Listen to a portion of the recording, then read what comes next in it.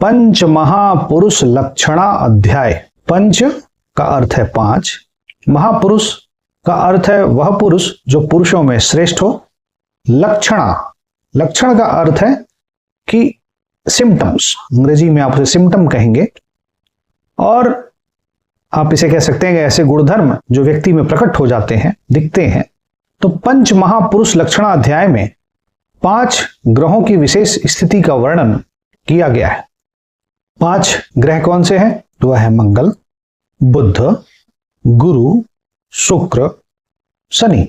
अग्नि, पृथ्वी, वायु, जल और आकाश के माध्यम से पंच तत्वों का भी व्यक्ति के जीवन में क्या प्रभाव पड़ रहा है, यह ज्ञात करते हैं। यह जब आप बृहत् पराशर होरा शास्त्र को पढ़ते हैं तो उसमें आता है कि मंगल आदि ग्रह, मंगल आदि ग्रह का अर्थ है मंगल के बाद सभी ग्रह। कौन कौन से ग्रह? तो मंगल, बुध, गुरु, शुक्र, शनि, यह 5 ग्रह हुए। यह ग्रह अपने उच्च राशि के होकर के बैठे हों, स्वग्रही होकर के बैठे हों, और कहां बैठे हों? केंद्र में बैठे हों। तो जातक क्रम से अर्थात जिस क्रम में मंगल बुध आपने प्रयोग किया उसी क्रम से रुचक, भद्र, हंस, मालव्य और शश संज्ञा नामक महापुरुष योगों से विख्यात होता है। अर्थात जब किसी व्यक्ति की कुंडली में आपने देखा कि मंगल स्वग्रही अथवा उच्चका होकर के केंद्र में बैठा है, तो आप यह कहेंगे कि इस व्यक्ति की कुंडली में रोचक योग है। अगला क्रम है बुध का। यदि किसी की कुंडली में आपने देखा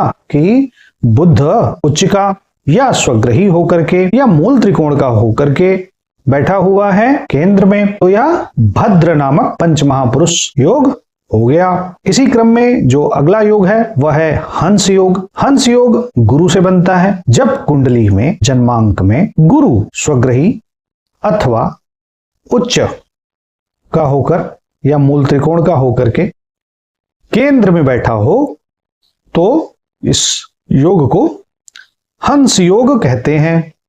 इसी प्रकार मालव्य योग, जब शुक्र स्वग्रही, मूल त्रिकोण अथवा उच्च राशि का होकर के केंद्र में बैठता हो तो इसको मालव्य योग कहते हैं। और इसके आगे है शश योग। शश यह शनि से बना हुआ योग है। तो जिस प्रकार से हमने अन्य ग्रहों को जाना उसी प्रकार से शनि को भी समझिए। यदि कुंडली में शनि उच्च का होकर के, स्वग्रही होकर के, मूल त्रिकोण का होकर के केंद्र में बैठता हो, केंद्र का अर्थ है 1, 4, 7, 10 इन भावों में बैठता हो लग्न से, तो यह शश नामक पंच महापुरुष हो गया, पंच महापुरुष योग हो गया। अब